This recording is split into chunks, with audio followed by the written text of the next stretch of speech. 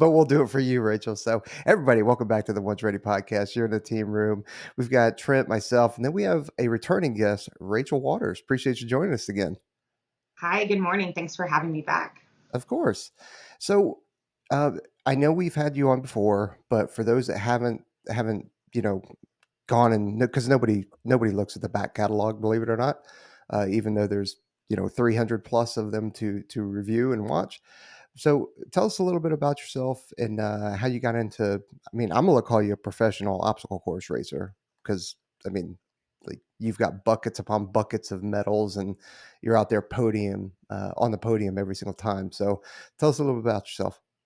Yeah, hi, I'm Rachel. I'm born and raised in Atlanta, still live in the area now. I guess you could call me a professional obstacle course racer.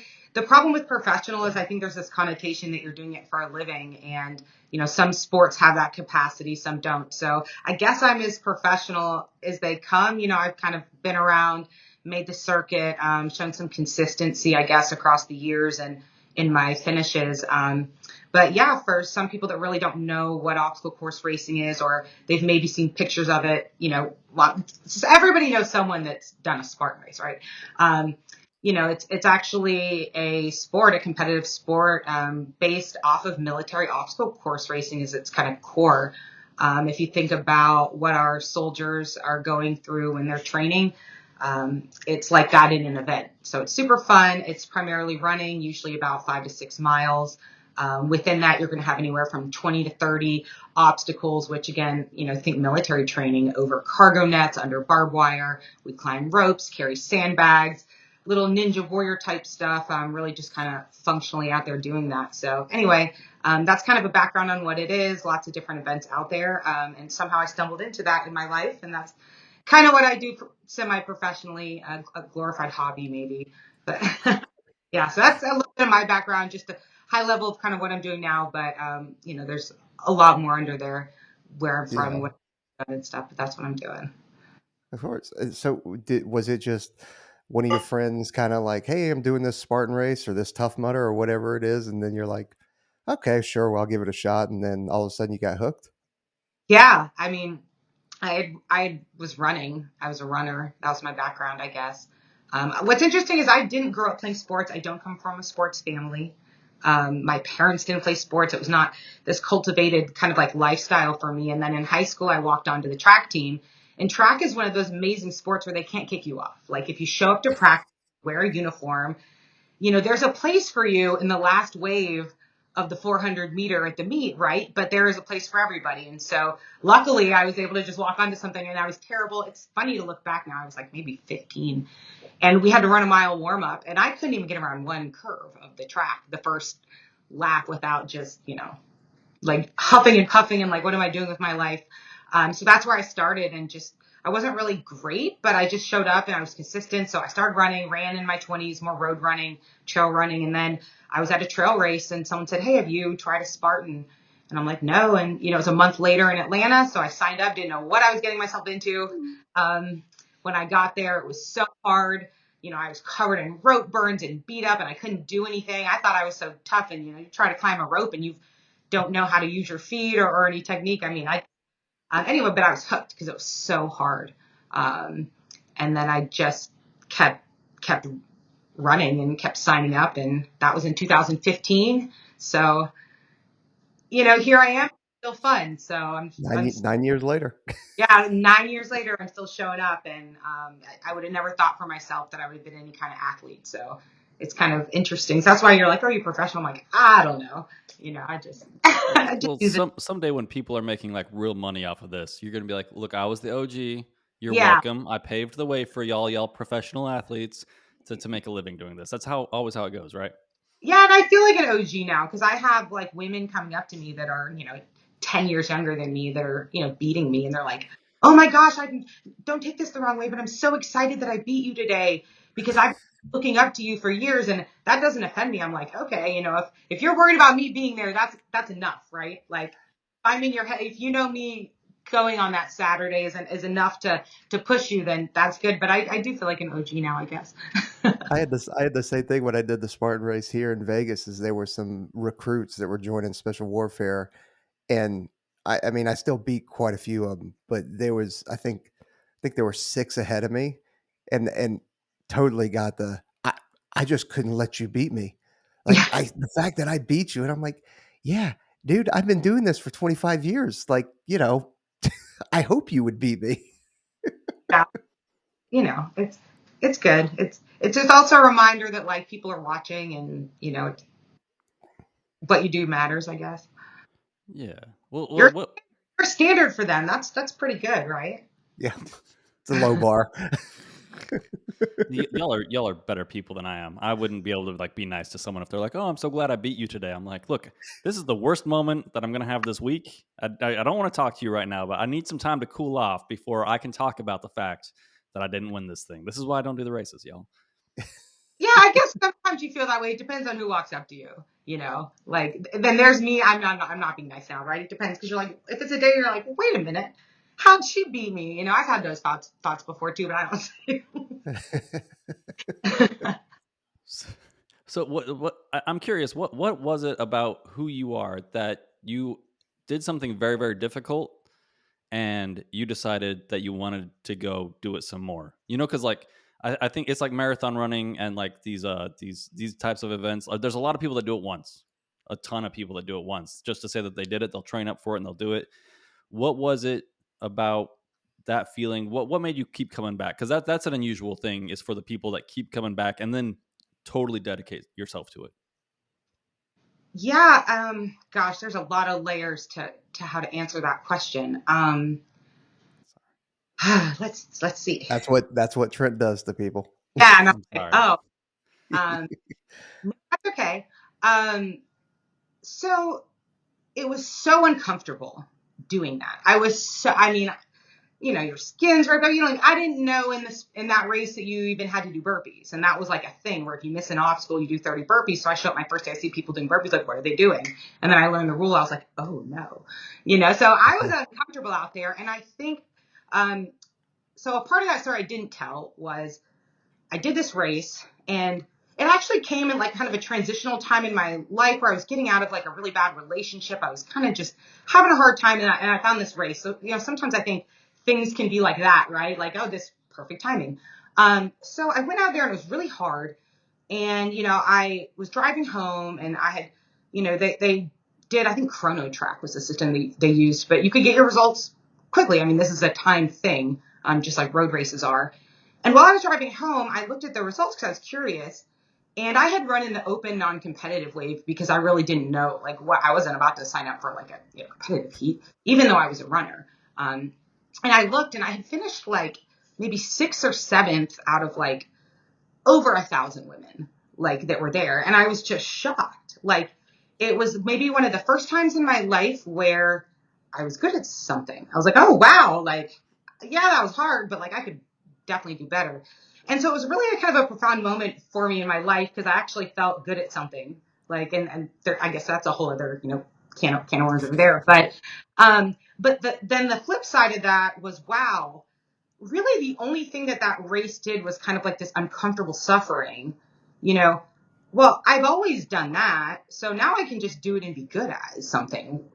So the really deeper level, I guess, answer to your question is I kind of grew up in a family and an environment that caused trauma for me. I guess a lot of people can probably say that. We've all had our different experiences, but I was kind of used to the suffering and the disliking yourself and insecurity and all of that. So I don't know, I guess it's just my propensity for suffering.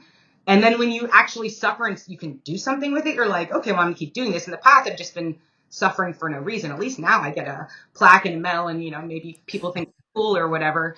Some So camaraderie, because I mean, you go to those events, and every I've yet to be to one of those events, whether you're racing or kind of watching or whatever, and people are not there to support you. Like, even the people that you see struggling on obstacles or something like that, there's this kind of need to help and get people through it mentally or even physically, whether it's just helping them up a rope or helping them up a ramp or something like that. There's just a good environment from my experience. oh, there You've is. done a It's lot more than me, though. phenomenal group of people. It brings a different type of person. It brings people that like to suffer, I guess. And I think there's this kind of like a progression of like endurance athletes where it's like road runners are fun, you know. Trail runners are more fun than road runners. Okay, but then obstacle course racers are more fun than the trail runners and the road runners. So like, you know, because I've kind of been around both, and I don't want to upset anybody or offend anybody by saying that. But that's just my personal observation that there's just something about obstacle course racers. A lot of people out there have been through things.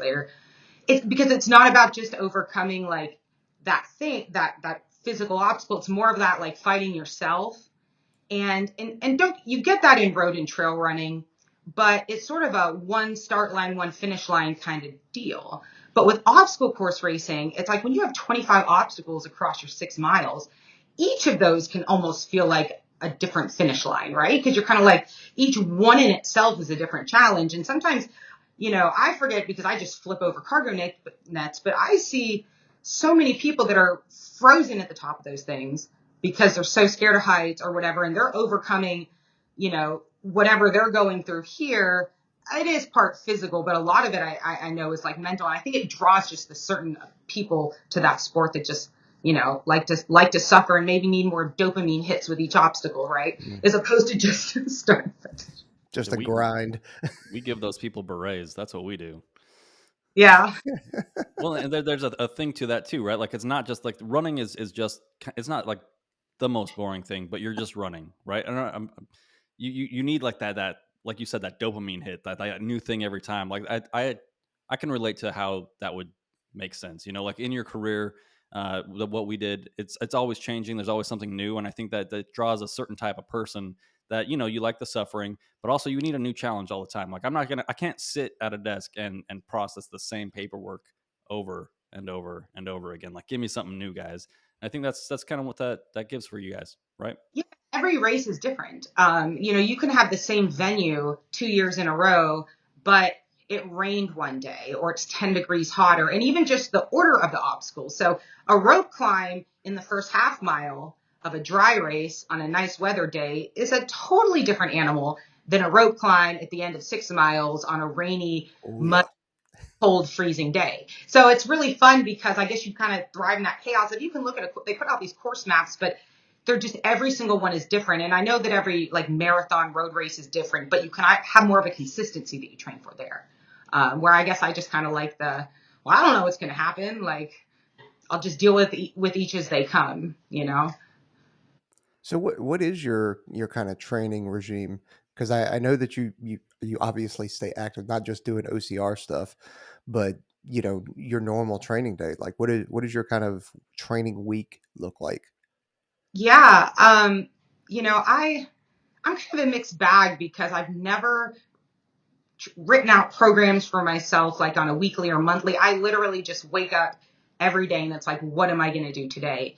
And, you know, there is this kind of underlying framework to kind of structure the type of training I do because, you know, you have to be a little more skill specific. But I would say it's, you know, 60% running. You know, that's just a lot of trail running, road running, you know, just getting out and putting the miles out there. Because if you can't run 6 miles, you're going to have a hard time doing 6 miles with obstacles.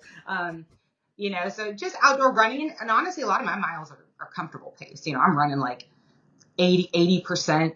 You know, that's really more my endurance training. And then I would say the other 40% is hit interval, compromised running training with functional fitness movements.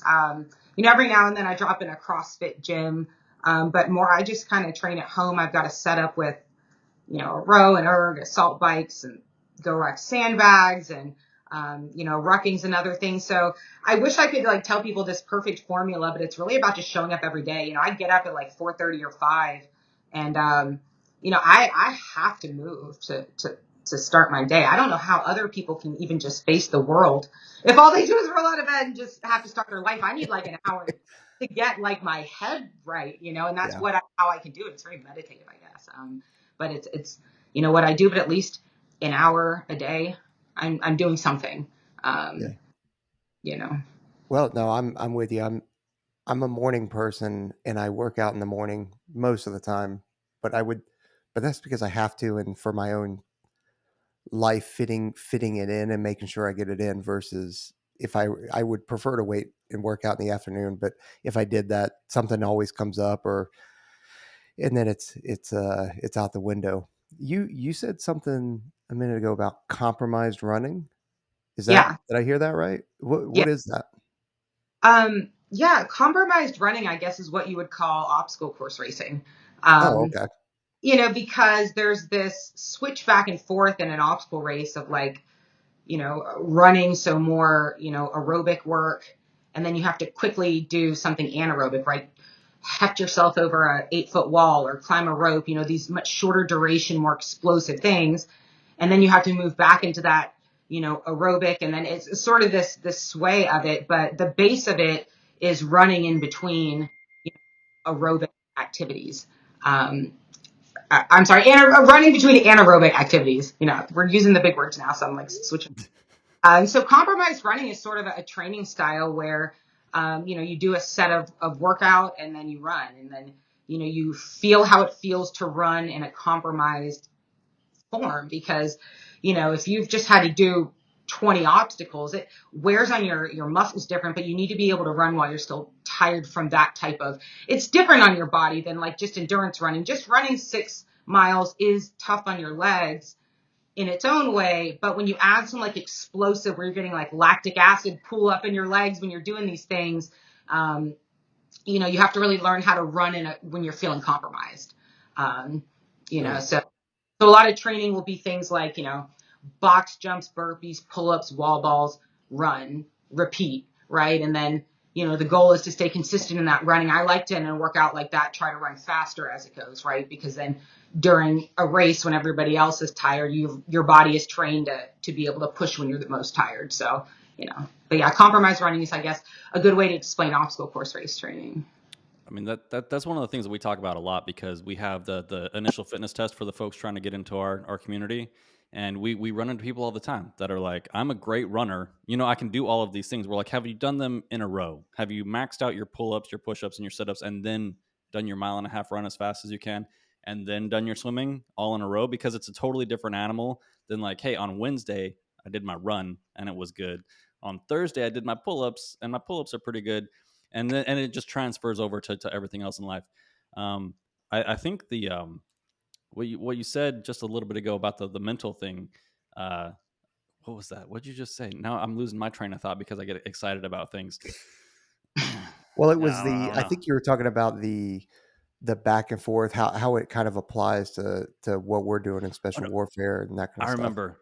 No, the getting faster thing. I think that's a 100% mental thing, and I just like, I wanted to talk about the IFT thing real quick, tie it into our audience, but also like I love the mentality of getting faster as you go along. And I think if you practice that way and you hold yourself to that standard, to getting faster and faster as the race goes along, for me, like psychologically, that's the only way to do things, right? Like if I'm on or just like a run, if I don't have a negative split, like to me, like I've done something horribly, horribly wrong. And how am I going to win anything if I can't run a negative split? You know what I mean? If I'm not getting faster as I get closer to home. Yeah, I think that's, kind of in a nutshell, maybe what can make people succeed, right? Is that every single time, you're digging to that level of, negative splits, and looking at what you do in training. And, and after, the problem too, though, is after a while, it takes a little while before you can like break open, right? But it's kind of this process of, I guess for anyone that's ever done any type of training, or not even trying, gosh, gone through anything uncomfortable, where your brain is like, stop, what are you doing? Stop working out. This is terrible. But you always hit that moment where you're like, I'm okay now. Like, I don't know, that's hard to explain. But if you've kind of, been through anything, I think that just teaches you how to be successful, right? Is that kind of always like, if you run, you better be increasing the speed, right? Your like last set, best set every time. Yep. If you want to succeed at anything consistently over time, it's your last set of it has to be your best. And I think you can apply that anywhere. Are you always giving like your best to the end? No. Well, it's a different thing too. Like I was on the like the stair stepper the other day at the gym, right? Which I hate. I'll sit up there for like an hour and just walk up these stupid stairs, and it's miserable. But I thought about something like I will do 59 minutes of torture for the last minute of victory. You know what I mean? Like because the last minute's never hard, not really. but you torture yourself for 59 minutes so you can get that feeling of, hey, I forced myself to do this, and here's my little victory lap at the end. Oh yeah, I hate to be cliche because I mean like I feel like David Goggins has hit this like mega level and and stuff, but I did listen to his audiobook with the interview and I loved it.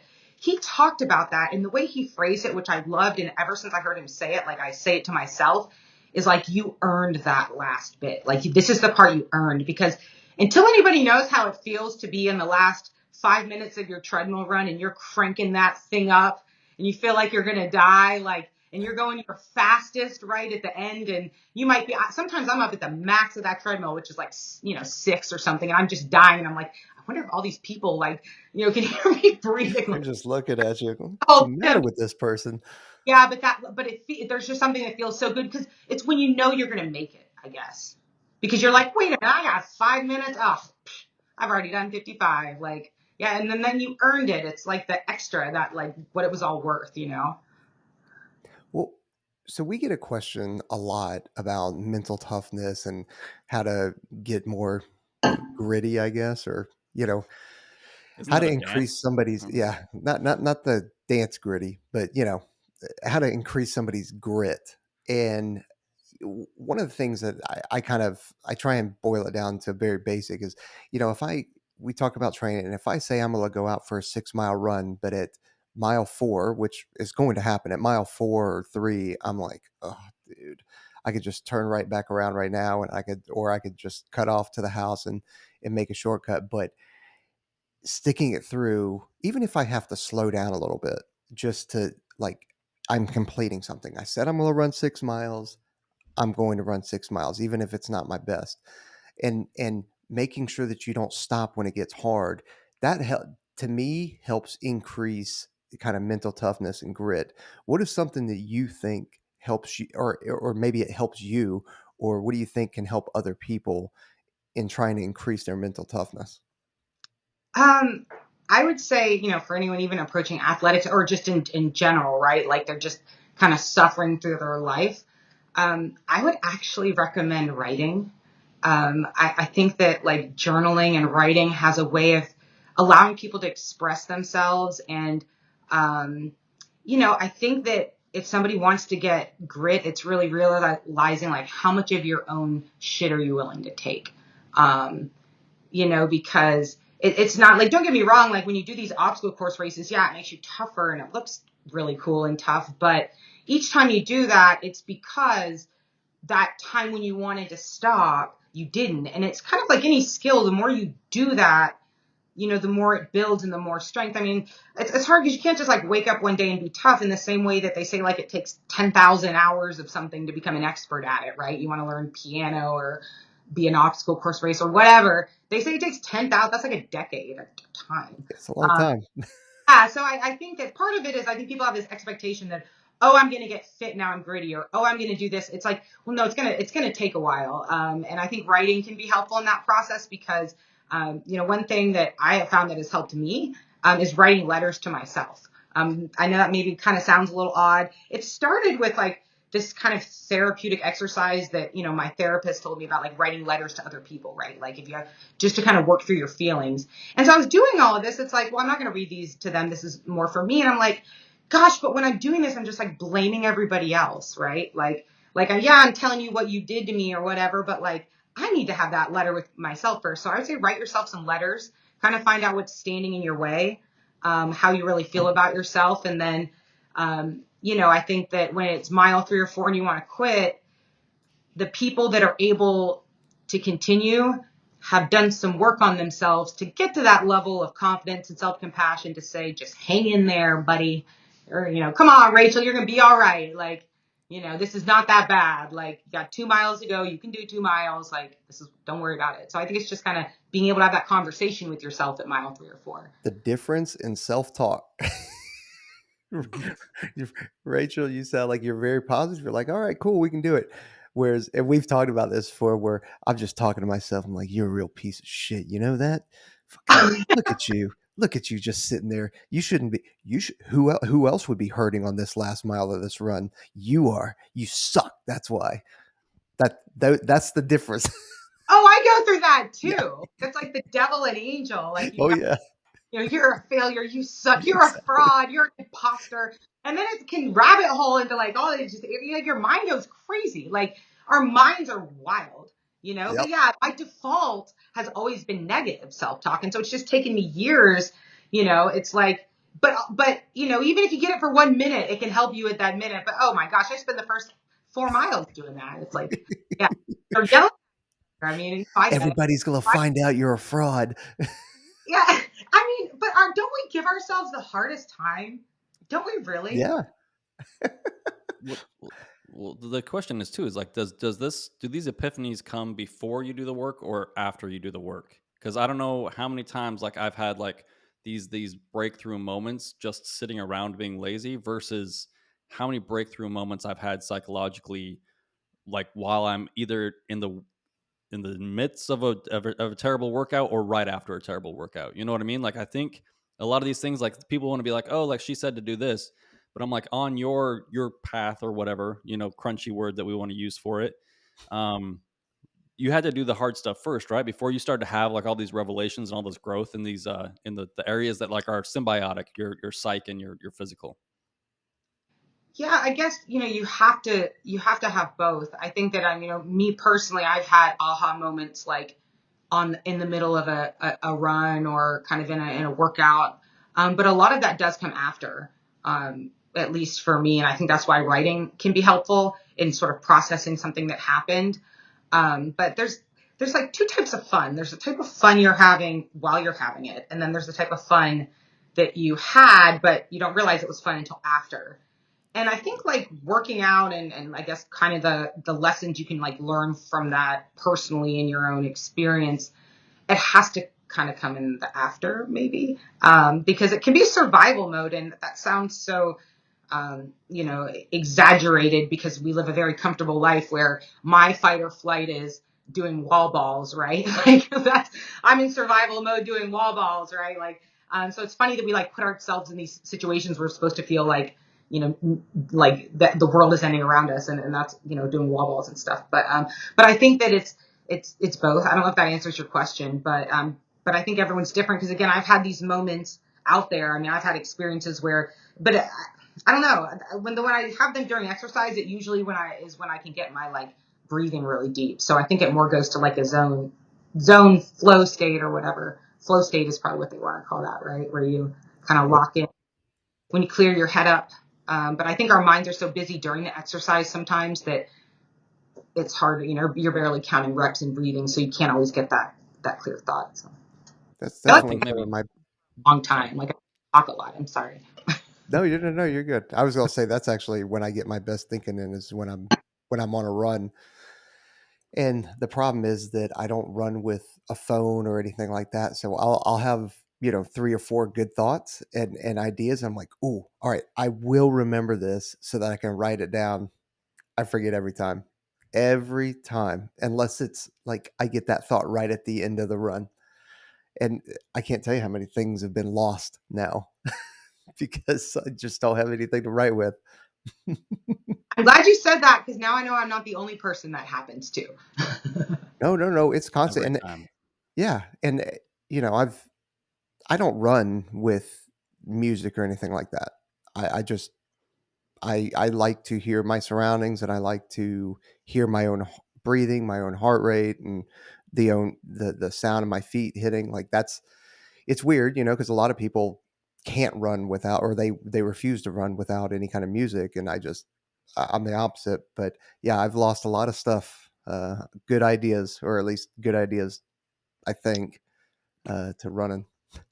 Trent, do you work out to music? No. No. Well, what it depends. So like if I'm in the gym doing like an aerobic workout, sometimes I'll like throw a show on or something.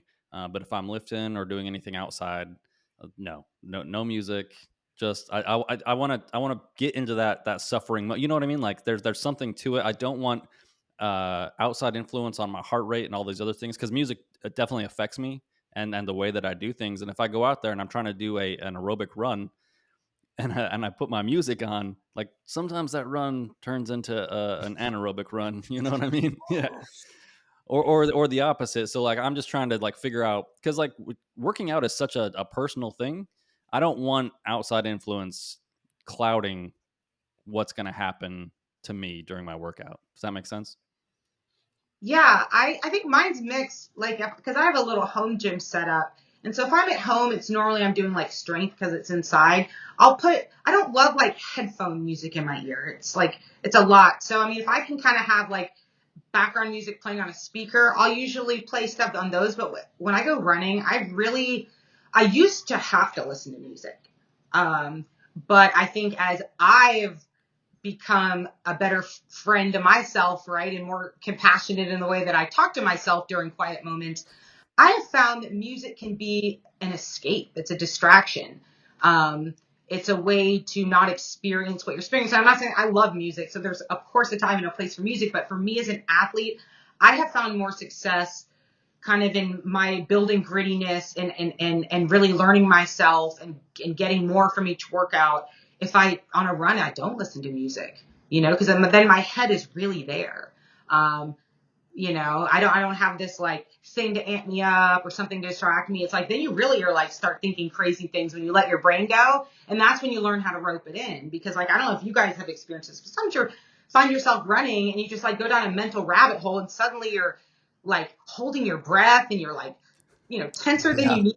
Like, whoa, whoa, whoa, whoa, whoa, whoa, what's going on here? Like, let's just stop for a second. Like, you're running, you're fine. Why are you thinking about, you're making up something about something that, I think our brains, and when you're not listening to music, you can better get into those situations and then practice getting out of them. Where music just kind of, you're like, oh yeah, I'm tough. I'm listening to this rap song and I'm good. I'm just going to, blank out like a lot of people do, just live their lives like, not having to think like, but do you want to have those conversations with yourself? So I do, I need them. I think to do a good time to do it. Yeah, if I'm doing CrossFit or lifting, I'll for sure put music on, but running, I just keep it off. Um, so that's me though.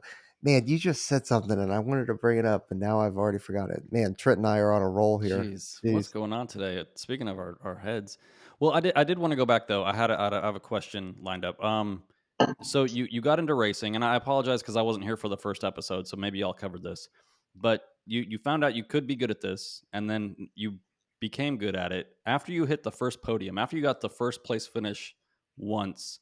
What after that kept you going? Because we talk about this a lot. Like, you're going to get your funny hat, you're going to get these experiences, but then you have to keep going. What was it about it that was it? What about you or whatever? It's so hard for people to accomplish a goal and to keep on going and maintain that discipline. Like, how did you do that? I guess it depends on what brought you to the sport, because for me, it wasn't always about winning. It was about like doing better myself. And don't get me wrong, it feels really good to win. It's validating. People think you're cool. You get some recognition. It can open doors and opportunities for you. But I think that I just really enjoy the grind and what it does within myself, that I was always able to keep coming back. But, I was good when I started. I was just naturally, I think, just built for it good. I think there is genetics to it sometimes with different sports, but, I really took to it, and I was pretty good, and I was always pretty good. I was getting a lot of like third to fifth place finishes at events consistently, which was great. But I actually won my first Spartan race in the summer of 2021. And so if you think about it, I've been doing it. We had a year off for COVID, but I've been doing this for 5, 6 years to that point. So it's not like I was good, but like it can, the difference between fourth place and first place is, I think, a bigger scope of work than sometimes people realize when you're kind of looking at it towards like the top of a sport. It's not just this like, sometimes it's up to chance, right? Maybe it was really rainy that day and you felt warmer than everyone. There's kind of that chaos to it, but it took a lot of work on myself, for me to finally win my first one. I kind of went through some stuff that put me on a path of like, if I don't make some changes, like this isn't going to be like, I can't live like this anymore.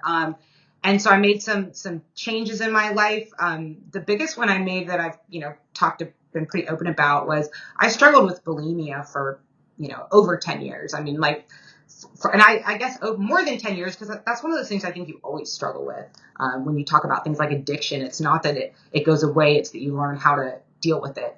Um, but I struggled there for many years, and and tried to overlap that with being an athlete, and had to have like a real conversation with myself of like, where do you want to go? Because you're not going to go where you want to go. There's not room for both of these. So now you get to pick. And so I picked obstacle racing. And so when I worked on, recovering there, getting healthier there, working on all the stuff I needed to start working on, then the results started to come from racing, which was, not, it's science, right? If you feed yourself in a healthy, holistic way, as opposed to engaging in, disordered eating habits, it's going to help your body. It's going to help. Those are those small decision makers you have to make when you really want to dial in to continue to be successful. It's like this refinement process. And that was a big refinement. I can't even call that a refinement. That's like, you need to just like cut this whole big like tumor out of your life, right? All at once, it needs to go. And so my first winning of a Spartan race was like about a year after I made that like really brave decision to like, cut out this monster from my life. And so when I won my first one, it was this like extremely emotional experience for me, because it was validating to, this is why you chose this. You were showing up for years and years and you never got this until you were willing, to really do that introspective thing of like, what am I doing to sabotage my life because I'm not where I want to be? And clearly, if I'm not where I want to be, it's something I'm doing. It's just having that conversation with myself. And then, one thing I did find though, once I won, is if what you are coming to this for is that battle with yourself, just winning that doesn't feel enough. Because even if you win, sometimes you still look back at like what you did wrong, or how you could have done better, or, oh, well, maybe there just wasn't a lot of competition at that one, or it's because so-and-so didn't show, and so there's but, and that's kind of that battle, but it's kind of good to have that, because then it Yeah. like pushing you to like, winning, and just winning one race is great, but there's just so many out there, and it's just one day. So you just, I don't know, I guess my value of like winning a race is, not as big of a deal, because I'm always like thinking what I could have done better, or maybe someone didn't show up or whatever. So I'm working on that, but that's that negative self-talk, right? But I think some of that's valid, and I think some of that's required and necessary if you want to be at the top of your game. I don't think that you can, get on the podium or do very well in anything, whether it's OCR or marathon running or just whatever your job is. I don't think you can just be number one at one point and just have an event and not look back on it and debrief yourself and go like, okay, well, this went really well, this went bad, so I can improve there, and that kind of stuff. You, I mean, I think everybody does that, and I think it's required. I think some of the people that are number one, where you talk about, Michael Jordan, LeBron James, some of the, Matt Frazier's, Rich Fronings, and that kind of stuff. There's so much more pressure when you're number one than there is when you're not even on the podium yet. So, having some as somebody who's really never been number one on a podium, like I don't know what that feels like, but I've been told there's a lot of pressure. Yeah, there's also expectation, right? Because then you Yeah. have and people are like, well, what happened? I'm like, what do you mean? Like, I was tired. My stomach hurt. Like, leave me alone, I mean, it's a compliment, I guess, that people have, expectations. But, I don't know. I just think when you're talking about all these like top level of every sport, I would say like a lot of them, and I don't know, I haven't talked to all of them, but I would guess that it's having a background that has maybe some suffering in it, or having somewhere along the line learned this like, self-destructive behavior. I mean, because it kind of is, right? But it's your willingness to do that. It's your willingness to kind of to be self-destructive, because if you don't, I don't know, now I'm getting really like making this like weird, but like if you're not willing to break yourself down, like you have to break down the old to make the better. I mean, it's across everything, right? You tear up a muscle to make it grow stronger, right? Like, but there's that tearing first. And so I think it's like you can kind of relate that back to like building grit, and you got to hurt a little bit. I mean, it's very uncomfortable to write yourself a letter and, be like, oh, wow, wait a minute. Like, I really do act this way. Like, I'm not happy about that. Like, so I think it's that breaking down. And I think to be successful across any sport, even a business, right? You're an entrepreneur, you just have to be uncomfortable. So I think a lot of people like and you like to consistently be uncomfortable. And as you get uncomfortable, your threshold increases for what makes you uncomfortable. And, anyway, I don't know. See, now I can just keep talking. So Well, no, no, it's okay. So we just released an episode with Mass Sergeant Chris Thomas, right? And I know I don't expect you to know who he is, right? But he had brought up a whiteboard and he had said, everybody starts here and they want to get to this end goal over here, and they want to skip all this stuff. And there's some bad years or maybe bad months or weeks in this one portion of that linear timeline. He goes, that's some of the most important times, or those bad times, because this this end goal, this in person, wouldn't be that in person without all that problematic stuff that happened in between. So I think that's important, and we shouldn't scoff at that. We need all of that. All those bad times we need to become the people we are now. And just like now, if we don't like who we are now, now's the great part of it is we are also the solution. We may be the problem, but we're also the solution. So we can get ourselves out of it. If you don't like who you are, you can change. You're not this person forever. Yeah, I was writing. Well, wait, let me say one other thing because I'm totally going to forget it if I don't say it right now. But it's the same thing as kind of what Trent was talking about, that extra, how that last minute doesn't hurt in like his Stairmaster self torture. Like, because it's like that's what you earned, and you have to know what it felt and what the price you paid was for that first 59 to get that last part. And oh, wait, now I forgot the next thing I was going to say. Oh, what you just said, I was funny, I was journaling about this like yesterday, is like, the power of choice. Like that's really, once you understand that you have a choice, like that can kind of, some people might call that like awareness. Some people might call it like, I don't know what religions, have different classifications, but understanding you have free will, like the reality that like all of those things that may have happened to you, or or not even happening, maybe the shitty person you've been before, right? Like the things you're ashamed of that you carry around, like that's all behind you. Like it's literally gone. You can't change it, but you can choose like right now. Like you have like right now, and you can just choose to do different. Once you know different, you can just do different. So it doesn't matter if you've quit every other time at mile 3 or 4. This time you have complete choice.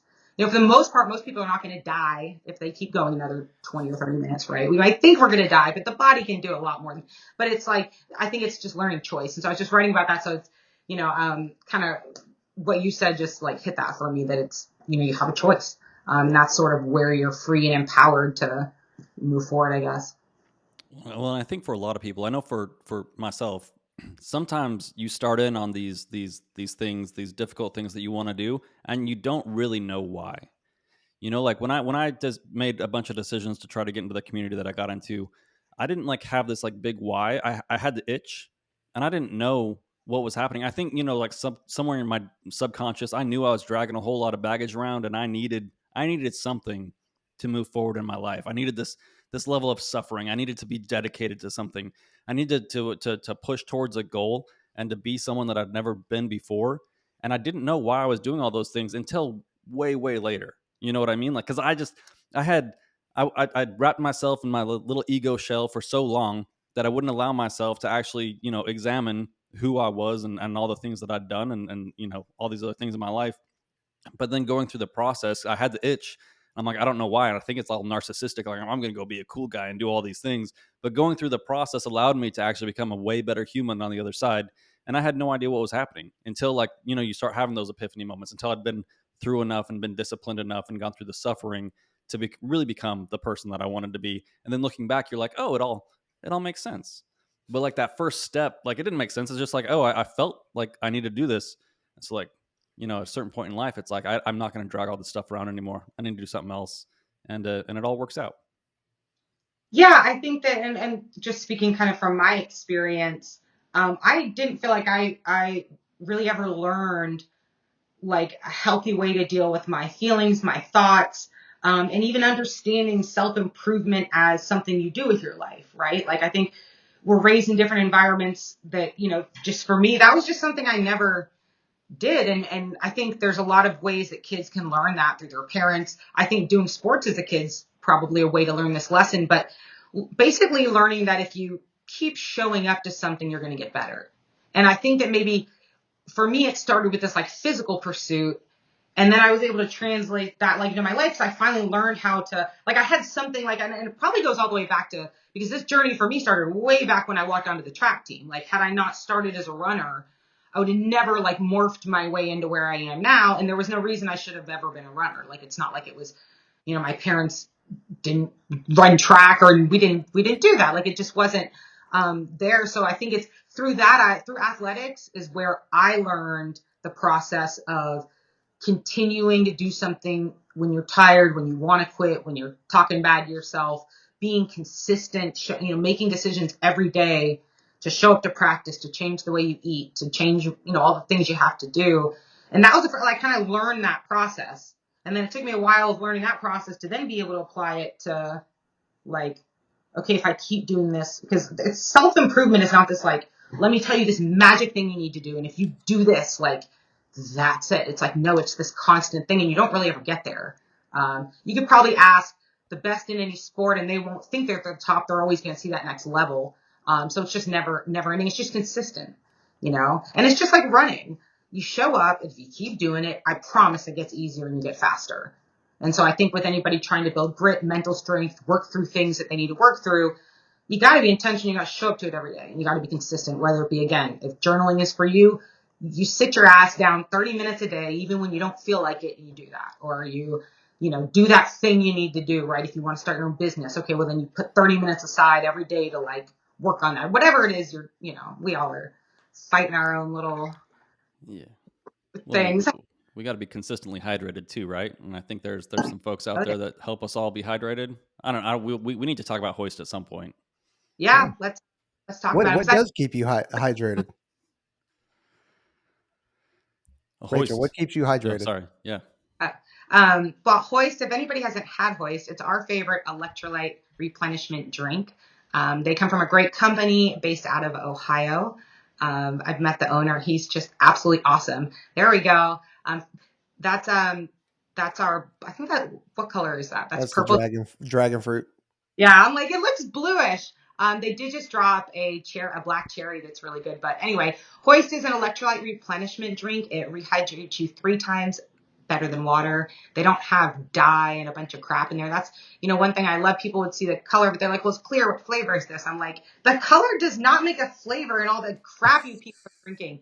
It's a dye, like it's not, they don't need to put that extra fillers in there. So anyway, we love Hoist. They do a lot of great things for veterans, first responders, military. They're also a really popular drink in the obstacle course racing world. So check them out, drinkhoist.com, or Instagram is at drinkhoist, HOIST, like something you hoist, which is also an obstacle.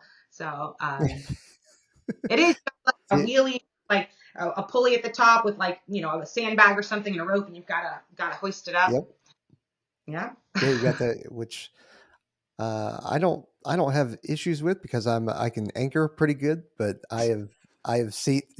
You're laughing, but there were some lightweights that were Nope. next to me Lift them up off the ground. Yeah. that no kidding that as soon as they would like that sandbag or chains or whatever the weight was, as soon as it kind of slipped, it would fling them up in the air. Like it was pretty good. But Rachel, you have a promo code for Hoist, don't you? I do not right now. No. No, not right now. Okay. Mm. Well, we'll throw it out there then. Um, we've got a promo code. One's ready, and like you said, drinkhoist.com. Promo code One's ready, and then check them out because they're fantastic. We've been working with them for years. Dude, we're putting together a survival kit for one of our friends that's going to go off to college, one of our young friends that we know. And we're definitely throwing the Hoist powder in there because, not to encourage certain Oh, college behavior that's going to happen, but oh, sure. yeah, you absolutely need to have this to survive college. Yeah, Yeah.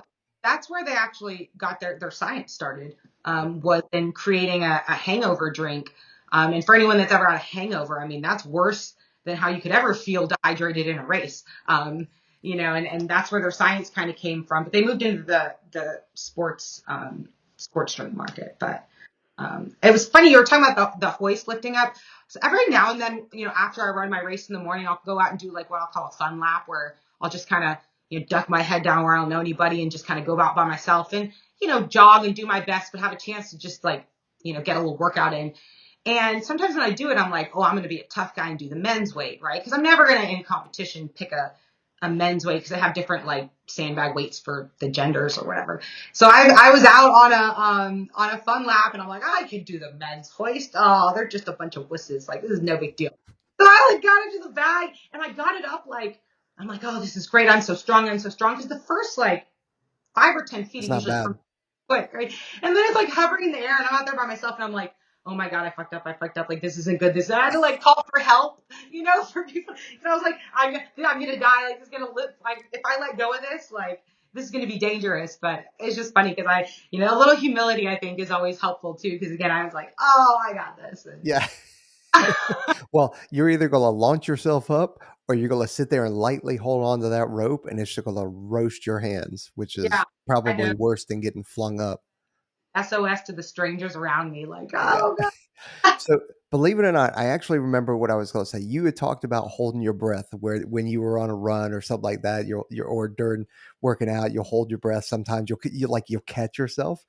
And I was thinking, have you seen any of the deep end fitness stuff? Like all the underwater workouts and that kind of stuff, right? It's like CrossFit in the bottom of a pool kind of stuff, and you're Yep. going down moving weights. I've seen that like on social media. I've seen other athletes doing that.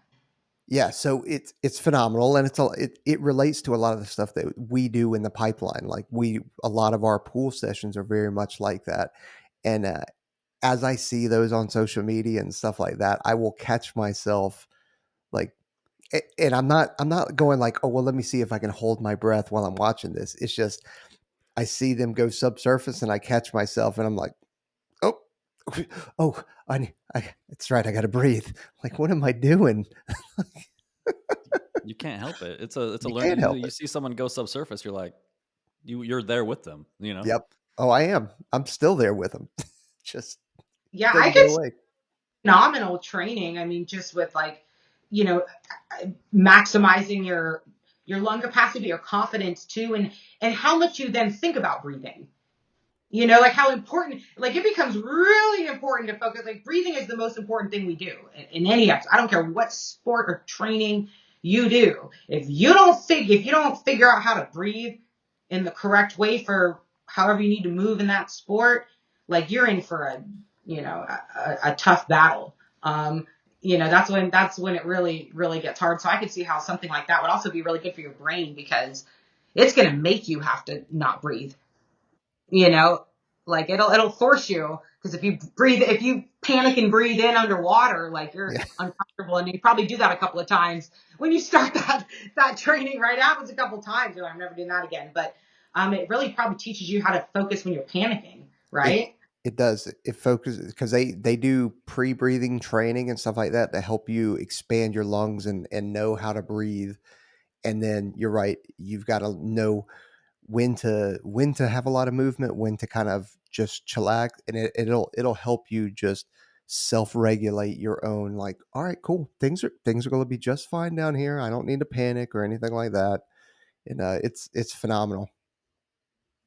Gosh, it's crazy that we're talking about all these like recreational sports that we do, and it's this whole thing that we like live our lives, and we're so cool because we do this and we're strong and we like build this up in our life of part of who we are. And it's like what you guys and all of like our military is just doing because they have to learn how to actually survive underwater, Mhm. and so sometimes it's funny, and that's a very humbling thing that'll make you keep running at mile 4 when you realize like I need to stop feeling sorry for myself because I chose this, right? Like, so it's just that perspective reframe can be helpful, but it's just it's ironic that we're talking about all these different sports, and it's like this isn't a sport. When you're training, for our services, this is what you do because if you want to live, most of us are lucky to never have to know what it's like to have to hold your breath if you want to survive a situation. Most of us probably listening, if you're listen to podcasts, you probably have a good enough life. Hopefully. That's Well, it's perspective, right? I always say if things are going to be all right, if nobody's dying right now, I can yeah. breathe, and I'm not getting shot at. Like this situation, whatever it is, isn't that bad, and we'll make it through it. Like whatever. See, I'm lucky because I don't have to put that I'm being shot at. Like that's not ever anything I've ever had to, but mine is like the breathing and everything that matters is here. I'm okay, but I think it's funny. It just like all comes back to breathing, right? Like that's my like I've had these two questions I've developed for myself when I'm feeling like panic attacky, and the first one is how are you breathing? Because that kind of snaps me back in, like, oh, I'm holding my breath, or I'm like, let me, how am I breathing, and what are you feeling? Because sometimes it's like our world starts closing in, and it's kind of simple, and if you can just breathe and take a pause and be like, okay, what's happening. But lucky for me, I don't have to then ask myself like, who's shooting at me? Mine's just like, how are you breathing and what are you feeling? And those have really, so maybe that's a help for someone, right? Write those two questions down. Like, But I don't want to say it's bad. Like yeah, sometimes like we're weird. We kind of like firefights. Like I'm not downplaying getting shot at. Like, oh, it's terrible. I'm just saying, like, in the grand scheme of things, like, all right, well, I'm not getting shot at, but like, man, getting in a firefight is it's kind of fun. you say so. Well, Yeah. well, it's probably like when you start a race, you've been training and training and training for this race, and when it's time to go, and you get to just clear your brain out, and you don't have to worry about anything else anymore. You've already started the race, and all you have to worry about is the obstacle in front of you. There's like a freedom, I think, for anybody that comes along with being able to execute the thing that you've been training to do for so long. Like it's here. There's no more anxiety about whether or not it's going to happen, because there's a lot of anxiety pre-firefight, right? Because you're like, it could happen at any moment. But once things kick off, just like once you start the race, like if you're prepared, like this is what you're here for. And so like just like everything else disappears, and I think that's why like what you get to perform like the ultimate competition, whether it's the racing or the firefight, but everything else is gone. And so I think that's one of the reasons why we like it. You train for it forever, but once it's go time, like it's like jumping out of a plane. I hate getting ready to jump out of a plane, right? I hate it. Like it takes forever, especially in the military. You jock up and maybe it's hot outside or maybe it's freezing outside. It doesn't really matter. The ramp goes down and I start to feel a little bit better. But once my feet leave that ramp, like there's no more anxiety. There's no more anything. It's just I just execute what's in my brain and what I've been training to do. So I think there's a lot of freedom in that. Yeah, and it's very primal, because I like how you're saying like everything else just goes away and your anxiety goes away because again, you're almost in that fight or flight mode where all this shit that doesn't matter that bogs you down and all the other moments of the day, right? It's just gone because it's just this like kind of primal, I guess, experience that you have, whether it be jumping out of a plane, working out, doing something hard, I guess. But racing, definitely because all you can think about right now. You're not worried about, all the other things, that may have happened. But yeah, I think that's a good way that you said it. Cause I'm like, yeah, my anxiety goes away. It's the quietest time for me, um, is when I'm out there, you know? Um, so In the suck. Yeah. yeah. And like the thick of it, like that's, I'm really into like, one thing that's helped me too is like mantras. Like it can be two or three words together, a sentence, maybe something that you've heard. And, I've even on a Sharpie, like written stuff on my hand before race. It usually is sweat and mudded off by like, mile 2 or whatever. But I have this one line from a song, and this is silly because it's a Blink-182 song. It's not like Blink-182 is this like,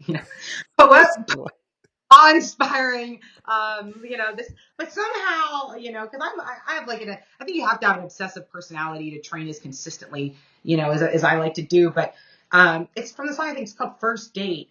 And he says, let's make this last forever. And so if you've heard that song, you're like, oh, I know what you're talking about.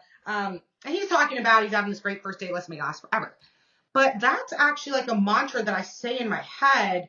And it brings me back to that awareness while I'm on a course of like, this is it. Like, this is what you're here for. You can't just, it's not like an obstacle race. You can just go do anytime you want to. It's not like, you know what I'm saying? It's like, all this buildup, all this work, all the how you drove and you travel, like, make it last forever. So that means like savor it. And it's this really good kind of reframe I use. And so I think mantras can be really helpful in that way, where for me, it's like, wait a minute. Yes, I do want this to last forever, because I know that even though it sucks right now, tomorrow, when I look back on this and I'm back in all my regular bullshit, I'm going to be like, oh, I wish I was back out there. Like, take me back. Like, that was so good. Why didn't I realize how good it was, while I was doing it? So I think just like mantras, but that's just kind of one of my personal ones to help Mhm. remind. And then when you're not suffering as so much, you're breathing better, you're feeling better, your self-talk is better. Like, you got to cut suffering. I guess we choose to suffer, right? Yeah. Like, suffering, really, we're talking about mental suffering right now, right? Like physical suffering, you don't really have control over. I guess you can stop, but like, I think that's like, when we're talking about like the mental suffering, I guess we choose it. So it's just reminding me again that I have that choice. Yeah, it's amazing. Sometimes, like if I'm deep into something and it's getting really hard, and I'm starting to feel that like shortness of breath or whatever, like I'll just smile, and I'm not even sure if I smile on the outside, but like I'm like, oh, just smile, and like it's amazing how like everything loosens up. I just change my Mhm. perspective on what's happening right now, like, and tell myself like I could run forever, like I could do this the rest of, like I'm not looking forward to the end, and like just changing perspective can totally change how your workout goes, how your day goes, how the rest of your life goes. Oh yeah, sometimes I'm on course and I feel exhausted and I start feeling sorry for myself and my running form starts to fall apart and I'm, like just making it harder on myself. And then I've had this thought where I'm like, all right, so obviously right now you feel like a piece of shit. Gosh, Rachel, you suck, blah, blah, blah. Well, wait a minute. How would a brave chick act right now? How would she look? How would a strong runner run? And so you just kind of like re-get your posture. And it's like, okay, yeah, I've literally like had that conversation with myself. Like, okay, even if you don't feel that way, what would that look like from the outside? And can you start doing that? And it can kind of also help you, like, again, with that reframe, I think. But these are just things that takes repetitive, going through to learn how to do these in the moment when it matters. Um, because if you train your body and show up, like it's science. It's going to do what it's going to do. Like if you keep running, you are going to get faster, like period. I don't care what your running training program is. If you are consistently showing up, you're going to get better and you're going to get faster. So if you train your body and you show up, you're going to be able to do the race, but it's, I do have a choice of it. Am I going to make it here? Like how am I going to experience this, I guess.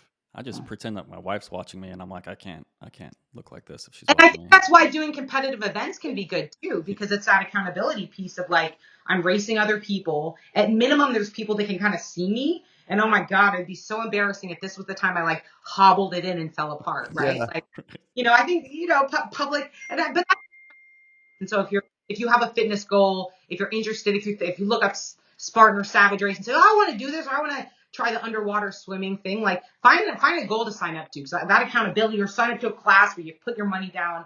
So for anyone kind of looking to grow in anything, you got to build some accountability into it, I think, because we kind of sometimes suck as self accountability measures, right? Like we're not always the best at holding ourselves accountable, so it can be helpful to have that external. Well, yeah. I mean, yeah. So I think we've talked about a lot of stuff. And Rachel, it was really nice to meet you. I'm sorry I wasn't here last time. I think we're going to wrap up. But like we've talked about a lot of things, and I think some of the stuff we talked about, like we didn't learn until pretty far along in our process of who we are today. And I don't think anybody is sitting here being like, we're the 100% solution. Like we're all just still trying to figure these things out. But we do the podcast is kind of designed for those early teens, mid teens, and people trying to join the Air Force. And we like to ask our guests to give one piece of advice, or your best piece of advice, to those folks maybe looking to get into the military, or to start anything difficult, or anything that seems impossible. So what would your advice be to those folks out there listening? Um, I would give some advice, and actually I'm going to take it from a book that I recently read, if I can like retranslate kind of these 4 points. The first is to always be impeccable with your word to yourself. So learn to be your best friend and companion and to hold yourself accountable. Um, don't take things around you personally. Don't make assumptions about others or yourself, and just always do your best, and your best right now. Because in the present moment, you always show up as your best. You'll succeed and kind of be at peace with the decisions that you make and how you live. Oh man, that assumptions about yourself and assumptions about other people. That's It's rough.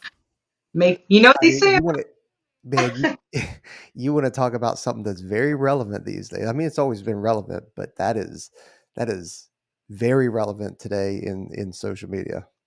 Yeah, and just be consistent in that too. Be consistent in all of those things and everything you do. So, yeah. Well, thank you guys so much for having me. It was Yeah, nice to chat. I guess recording a podcast is fun, but it also just felt like I got to chat about stuff that kind of interests me. So I appreciate you guys taking your time for me on a Saturday morning.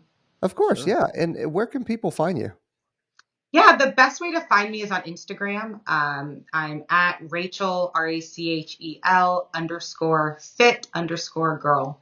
So that's I've kind of stopped social media as much. It can be very distracting, but I do try to engage because it's also a great way to connect with people. It's kind of this, double thing, but that would be the best mechanism for anyone wanting to, reach out. I love talking to people and, if they have questions about racing, and are interested in trying out a race or want to get their hands on some hoist. Yeah, absolutely. And you're doing you've got a subscription model too on Instagram, right? Yeah, I just started that actually. It gives you the opportunity to just get a bank of workouts. So it's not really one-on-one coaching because I just, not in that bandwidth. But basically, what I do is after I work out, because I told you my model is I just wake up in the morning and say, what am I going to do? So I started writing down my workouts after I do them. And so I just, post 2 or 3 a week. So it's $4.99 a month, pretty low commitment. But what it gives people is an access of just standalone workouts that they can just pick up and do at any time. It's not a progressive training program, but it's just kind of sharing what I do and giving an opportunity, for me to continue to try to be a professional obstacle course racer, without, anyway, so that's what it is. No, that's all right. I mean, hey, you're professional OCR in my book. So like, I mean, hey, listen, you've been doing it for 9 years. You're consistently on the podium. Uh, I mean, what? I mean, you're sponsored by people, and I, I don't know. I know that Spartan and the other people aren't paying you necessarily, but I mean, that's professional in my books. Yeah, I guess I am, but I'm always looking for that next level. So, that's just me. Like, it's again, the fraud imposter syndrome. It's great for self-improvement, I think. Yeah, yeah, All Well, right. it's Well, thank it's you. it's not too late to enlist. If you want some. I think I'm yeah. too old now, I'm actually. just Like, kidding. I don't think they would take me. Well, we won't go with your age on here. So, as far as we're concerned, you could definitely enlist. So, I think I've failed all it. right, everybody, don't forget to check out onesready.com. Then check out Rachel on Instagram, and then all the partners we have. We already brought up Hoist, so drinkhoist.com, promo code ones ready, and then don't forget to like, subscribe, leave a review. We've noticed that you're not subscribed on YouTube, so go ahead and do that. You're just watching. You're getting free chicken by watching us. Just hit Come on. subscribe, and we'll go from there. Come All right, we're on, out here. man. Yeah, I know, right? Thanks, Rachel. All right. Bye, guys. Bye. Bye.